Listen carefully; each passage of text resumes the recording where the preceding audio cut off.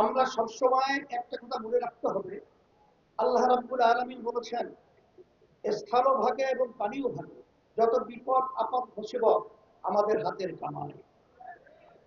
আমাদের হাতের কামাইয়ের কারণেই আজকে আমাদের দেশ হাজার হাজার মায়ের কোন সন্তান হারা হচ্ছে, আমাদের দেশে টাকা বিদেশে পাচার হচ্ছে। আজকে বাংলাদেশে বসে আজকে বিদেশের দাবিদারি করছে। আজকে আমাদের দেশে আমাদের হাতের কামাইয়ের কারণে আজকে 53 বছর 54 বছর আমরা আজকে দেখেছি স্বাধীন হওয়ার পরেও আমরা পরাধীনতার জিঞ্জিরের মধ্যে আবদ্ধ ছিলাম। জিঞ্জির থেকে মুক্ত করতে হবে, বাংলাদেশকে স্বাধীন দেশ ঘোষণা করতে হবে।